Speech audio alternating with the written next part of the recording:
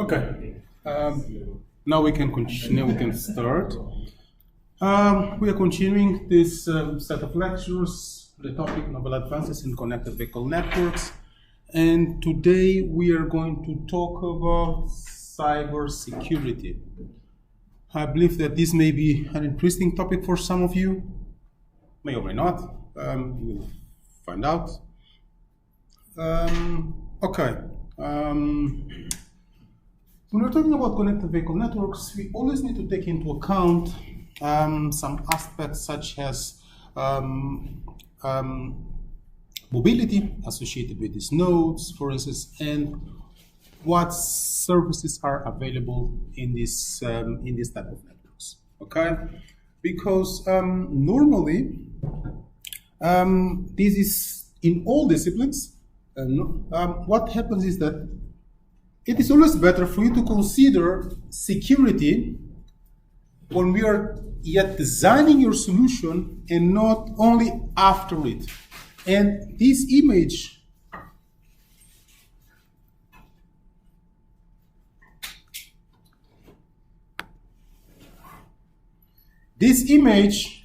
shows what happens, okay? You first design your car, and then you think, okay, maybe I should have here a better way to avoid it getting robbed. Okay? This is actually an interesting idea because the goal here is for you to think of it. And other big problem when you're talking about connected vehicle networks is that if someone for some reason is able to hack, because as you can imagine, systems over time may be updated in order to address some known vulnerabilities, and if that doesn't happen, it may actually have some deadly consequences to the driver or even to the other vehicle occupants. But when you're talking about security, the starting point is to talk about security requirements. For example, we have here these three that are the, I could say, the fundamental ones or the most important ones. By saying the most important ones, I'm not meaning here that the other ones are less important. No, but usually when we were talking about the SIA triad, it is referring to confidentiality, availability, and integrity. Okay, but what is confidentiality? Usually, we want to ensure that what we are sharing or the information that we are sharing, it's kept secret, okay? Therefore, we're having the confidentiality requirement. Availability, okay?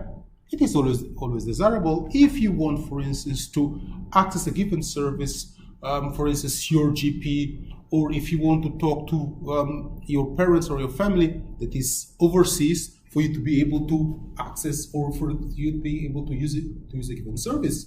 Therefore, being another very important service. Integrity, okay? We will be exchanging information, or the vehicles will be exchanging information, and we also want to ensure that nobody is able to tamper with our data, okay? For the ones that are just arrived, the pin is 2624. Okay? The pin for this class, the attendance, 2624. Okay, and we have here other requirements such as non-repudiation, because as you can imagine, an attacker, what is the role of the attacker?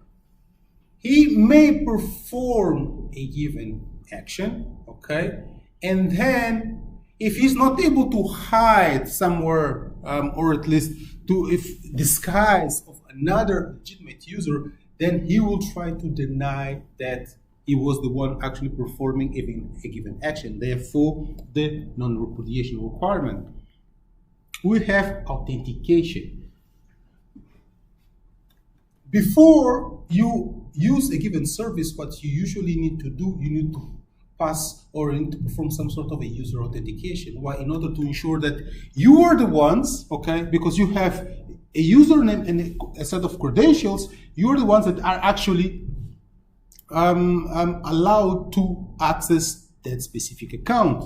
You have access control because in a given system, even here at the university, you have different set of roles. We have students, we have staff. In this case, even in staff, you have like teachers, okay, tutors, and you have administrative staff. All these have their unique roles, and they actually need to have access privileges taking into account these roles.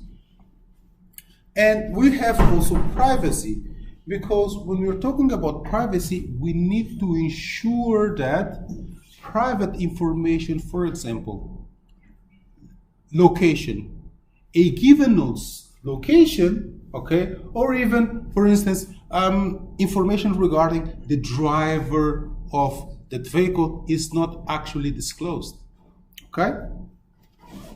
And we have also a set of security challenges. And when we're talking about security challenges, one of the you need also to take into account that aspect that I mentioned, that is actually mobility, because mobility will actually related with mobility, you have that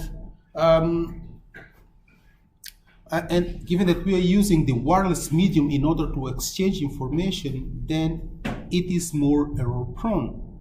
Therefore, this we need to devise, okay, because we will have here unstable links, okay, but nonetheless, we also want, for instance, to have real-time applications. You would like to receive information about possible traffic jams, or even if a given accident just happened in a given road, in order to avoid that specific location. What happens in this case is that, nonetheless, that we need, of course, to take into account preventive security measures in order for the information to arrive timely. Key management. If you have, normally, when we're considering a normal computer network, what happens is that we have a certification authority that is somewhere that actually deals with the certification revocation lists. And when a given certificate it's outdated, it's basically all the nodes get informed automatically. But when we're talking about a dynamic network, what happens is that you may, or some nodes may be disconnected for a given reason. Therefore, it is much more tricky for this certificate revocation lists to be actually disseminated throughout the network. High mobility, as I've mentioned, because it will actually impact what? Vehicular to everything communications, and that is actually problematic, and therefore additional care needs to be taken into account in order to ensure that while, for instance, performing routing, information can actually be delivered in a timely manner. What we have is that on the one side, we need to ensure security, okay? And on the other side, we want to ensure privacy. For instance, if nodes start sharing their location, it will be much easier to offer a given set of services, okay? But at the same time, some nodes may not want to disclose their location, okay? And when we're talking about security, okay, we need always to, in order for the proper function of this type of networks, to ensure that there is a set of cryptographic algorithms that are more tailored to this type of networks. Therefore, on the one side, we want to ensure that the network is actually performing accordingly, okay? But on the other side, we also need to ensure that nodes information, private information is not disclosed, but some of this information needs at the same time to be used in order for the proper functioning of the network, okay? And what we have here is that, and we have already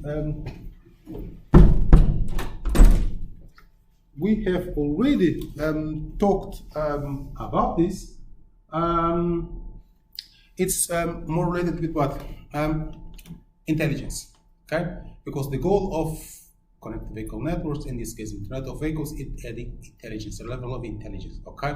And therefore, we have already seen that there are cloud computing paradigms that are associated with this type of networks, and therefore, there's a lot of information that will actually be generated by a lot of devices, and therefore we will need to send or to process this information. Okay, that we can use all those paradigms to process the information near it where it is generated, but nonetheless, security and privacy concerns need always to be taken into account, into consideration. Okay. It is quite common, and connected vehicle networks are not different from any of those other networks that there are there, and there are a set of security attacks and threats that they are also prone to. For instance, malware, that actually stands for malicious software. It's a set of they try to exploit a set of vulnerabilities, okay? And one of these examples is the ransomware, that the goal is to steal your private information and then to ask for some money, okay? We have here onboard unit tampering, okay? In this case, it would be always desirable for us to avoid, in this case, or have in place proper mechanisms to avoid, of course, unauthorized access to sensitive data. We have spamming and phishing, because the goal here is, of course, to when we're talking about phishing, is to deceive the user, okay, in this case the driver, in providing sensitive data, or even spamming, of course, sending a lot of advertisement to users. We have malicious nodes that in this case may deviate from the protocol by consuming more resources than they are entitled to. We can have here denial of service, or even the distributed denial of service, where we try, of course, because if you remember, one of the security requirements was availability, right? In the sense that if you want or if you desire to access a given service, you should be able to. The problem here is that the denial of service, or the purpose of the denial of service, is for usually an attacker sends a very considerable number of requests, okay, of malicious requests to a given user in order to render the service being provided inaccessible. Okay, therefore, that specific device will not be able to handle useful, or at least honest requests, or requests coming from honest users. We have here, for instance, this type of attacks, in this case, masquerading, impersonation, and cyber attacks, and these are all related with hiding the identity, and in this case, with a fake, legitimate, or at least a group of user identities, okay? We have the last type of attacks, in this case, or threats. We have sniffing, eavesdropping, or even man in the middle, in this case, where the attacker exploits a vulnerability in the communication medium, okay? And usually it implies that he is given that we are using the wireless medium, he can just be sniffing packets, okay? And if he sniffs a lot of packets, he may be able to infer a lot of things that are happening on the network.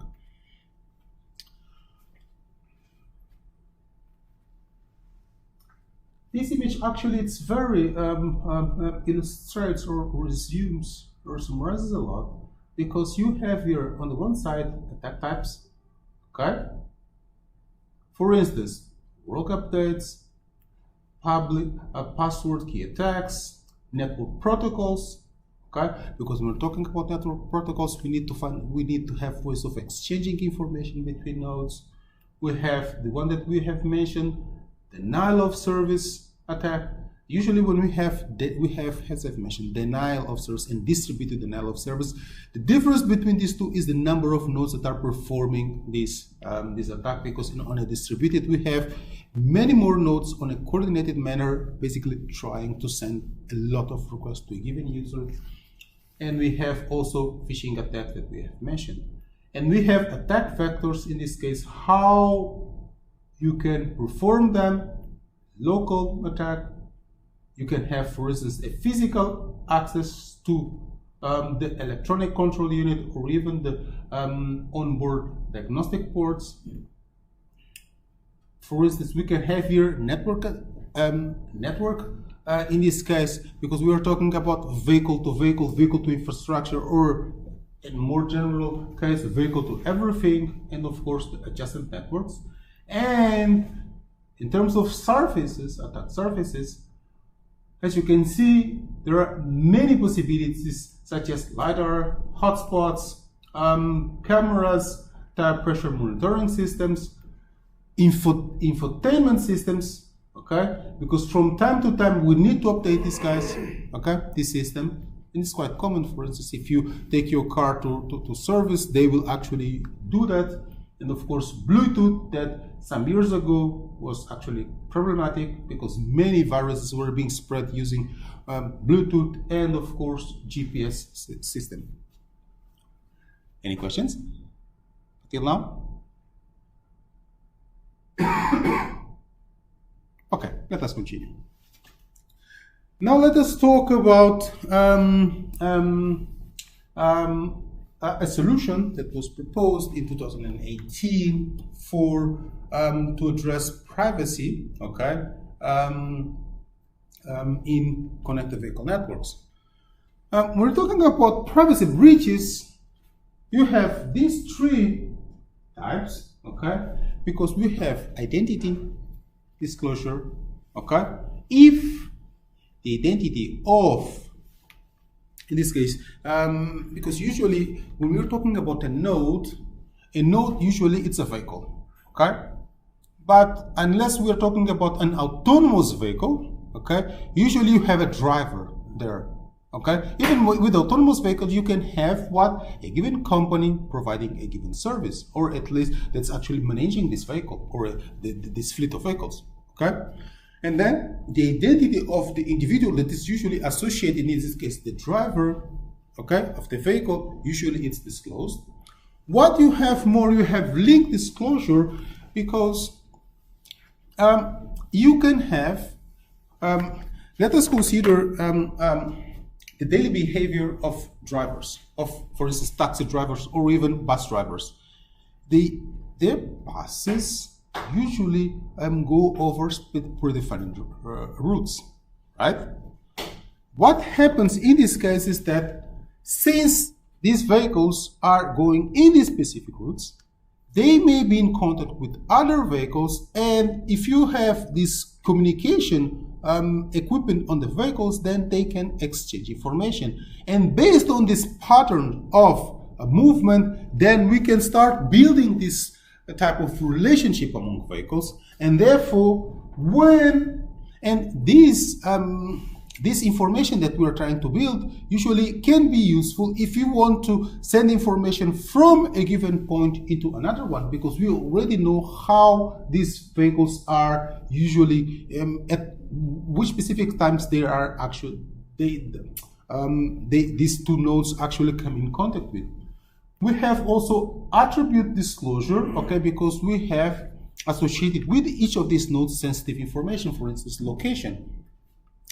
When we're talking about techniques, what usually happens, or what usually it's used to preserve privacy, it's masking, modification, or even generalization. Okay, in this case, it's basically using anonymization techniques. Okay.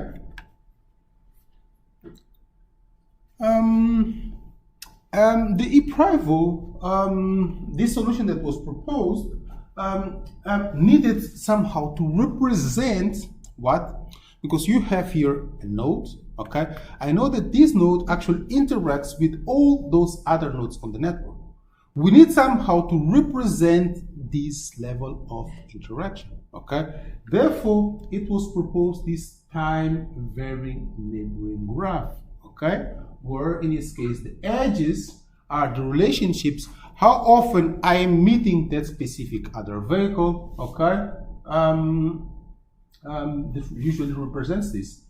The goal here, or at least what was proposed, was a solution to ensure link privacy and also attribute privacy.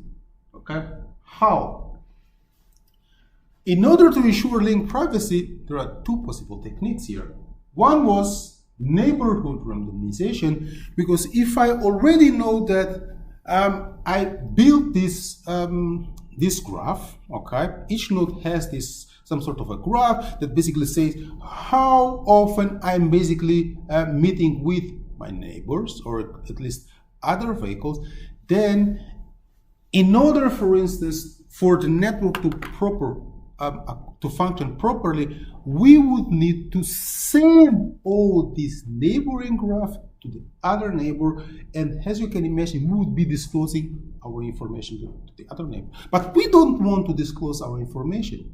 What can we do in this case?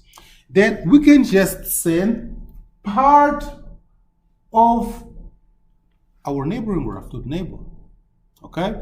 In this case, we can pick a set of neighbors in this in all our graph, and then only send that representing the global information that I have. Or even, okay, they use this thing that's called the binary anonymization, that basically corresponds to if I am in contact, I'm usually seeing very often this neighbor, in this case this other vehicle, then my social strength with this other neighbor it's actually high.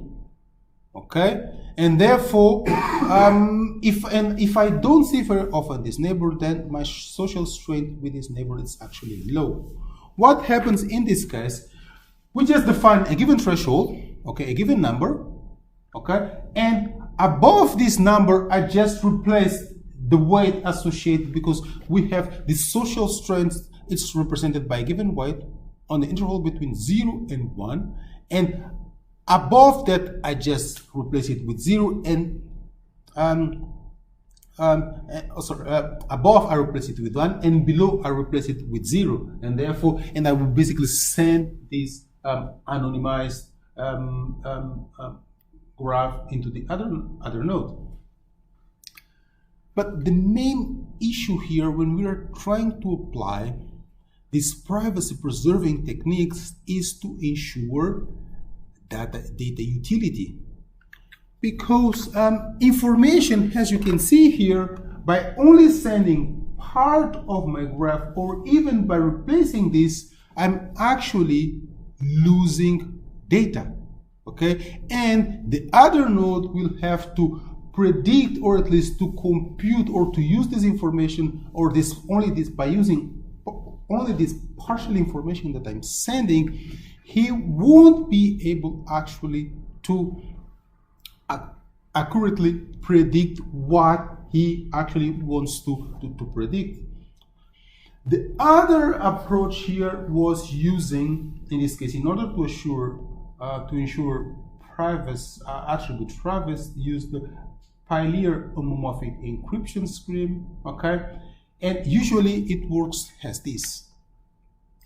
Node A, okay, usually both all these nodes, the goal here is to send information. It's basically to be disseminating information. Okay. If I want to send information to node D, okay, what will happen? And I come in contact with node B.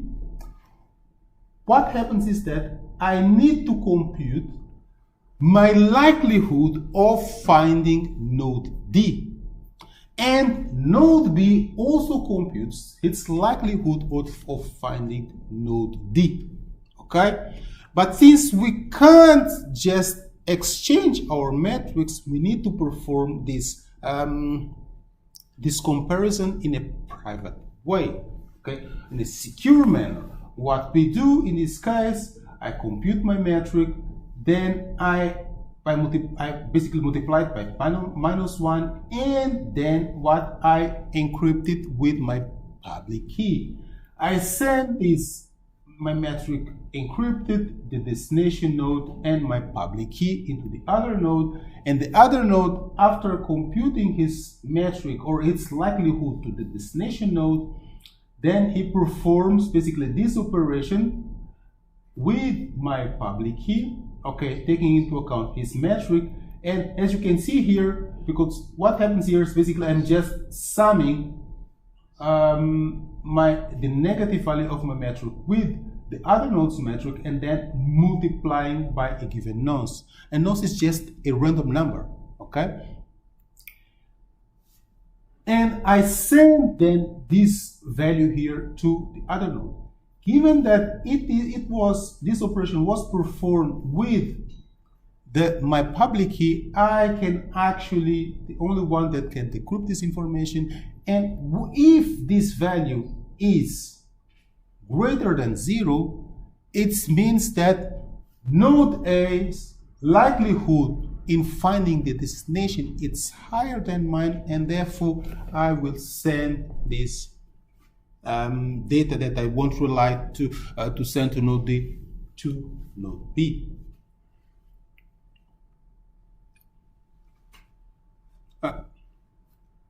Any questions about this scheme? No? Okay, let us continue. We mentioned, okay, in our previous lecture, vehicular cloud computing, okay? This image is actually summarizing what, when we're talking about all those possible types of vehicular cloud computing, what possible security issues can be, we can find there. For instance, when you're talking about vehicular cloud computing, okay, we can have here trust, privacy, secure storage, computation, authentication, and data integrity issues. Okay, when we're talking about, because between these two nodes we are using vehicle-to-vehicle communication, right? Then we can have here signal jamming, man-in-the-middle attack, eavesdropping, distributed or even denial of service or even distributed denial of service, and flooding or even spamming, okay? One of the things that we have seen here is that we can use, or we can have our vehicular cloud computing paradigms, but we can also use what? The standard cloud. But when we're talking about the standard cloud, there are other issues associated with it. As you can see here, storage, virtualization flaws, data transmission and cryptography, and of course, isolation flaws. Are you aware of what an isolation flaw is? Yes, no? No? What you usually do is you just send your data to the cloud, right? What is your assumption? Is that over there, your information will be stored in a specific place on the disk, and only you will be able to access it. What will happen if somebody else can access that information? Then you are in the presence of an isolation flaw. Okay? Okay, let us continue. Now we are just, for instance, presenting some, because we are talking about here vehicular cloud computing, okay? Because we compared vehicular cloud computing and vehicular fog computing, okay? But here we're just presenting, okay, some sort of possible security issues associated with vehicular cloud computing. And in this case, the biggest concern is related with the one that I previously mentioned, that it is in this case related with isolation and virtualization, because clouds usually are public services and everybody can actually put their information there, and the idea or our normal assumption is that usually there is a given isolation between all these user files, as I've actually mentioned. When we're talking about vehicular fog computing or even vehicular edge computing, the challenge here is related with the nature of the paradigm. Okay? Because the most undesirable situations in this case is any attack that denies the nature of the paradigm, in this case, the decentralized and distributed operation of nodes computing resources. What this means is that if you are not able basically to add fog nodes by denying them access, okay, then you actually will have trouble in guaranteeing that these type of computing paradigms will actually be in place. Okay. Now we will start talking about blockchain. Who is aware of blockchain? Is it the first time that you are hearing about blockchain? Oh, okay, great. Okay, this is just a brief introduction of blockchain, because what happens here is that this may be a new word, because actually it is actually a distributed ledger of transactions, because it is by far more interesting, okay, using a distributed approach than a centralized one. Why is it? Because when you're talking about a centralized approach, then you have here a huge problem of having a central what? Sorry? Yeah, you can say a centralized database, because in this case, usually a blockchain is actually a distributed, we could consider even being a database, because it's like a central point of failure. Okay, if you target, if we have mentioned here of the distributed denial of service, if you basically target that specific node, what will happen is that if your attack is successful, then he won't be able to handle useful customers' requests. Okay, and this is one of the good things that we are trying to assure here, is that by being a distributed ledger, then you can actually ensure various security properties, okay, by using consensus protocols and cryptographic algorithms. We will see, of course, why do we need to use consensus protocols, okay? A block, okay, or at least every block have the following elements. In this case, its own hash, the hash of the previous block, because by having the hash of the previous blocks, we are ensuring that we have this called chain, okay? We have a timestamp, nonce, the number of transactions, and of course a Merkle tree of transactions. This image here actually illustrates this, okay? We have this idea of these three blocks.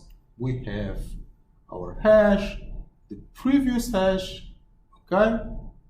And as you can see here on block n+1, we have also hash of block n, okay? That is the previous block, okay? We have the nonce and the timestamp, the Merkle tree, okay?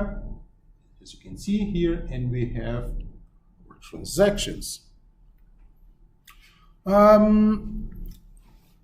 What happens is that these are like the advantage of being distributed. It's related with the fact that every node actually needs to have all the transactions, or at least the blockchain, okay, in it. Okay, and the other advantage, as I've mentioned, is that by being distributed, it actually removes this single point of failure. Okay, and the other advantage of blockchain is because normally what happens is that we do banking, right? Everybody needs to have a bank account, and usually the bank, in this case, is considered a trusted third party. Okay. Usually, when we're talking about blockchain, we don't need it, and we will see actually. We hear this why we don't need. We don't need actually that because of the consensus protocol. By using the consensus protocol, then we can replace this third party that usually would reduce also the throughput. Okay, and the other important properties of using blockchain is that it ensures immutability of the data, as you can see here, data integrity and traceability, because all those transactions are, once you add that information to the blockchain, then it stays there, which enables you to ensure traceability. Okay? And one of the things that is actually very useful and also a little bit problematic if you start considering connected vehicle networks is the consensus protocol. Because normally what happens is that, or at least the most common consensus protocol is the proof of work, okay, consisting in solving a hardware mathematical puzzle, okay. In this case, this is what we call mining, okay. When we're telling that the nodes are mining, they're basically solving this hardware mathematical puzzle, okay. And once a given node is able to find or to solve this puzzle, then what he does, he broadcasts the solution to the network, and once he does that, at least if the majority of the nodes on the network actually verify it, then we are able to add this block to blockchain.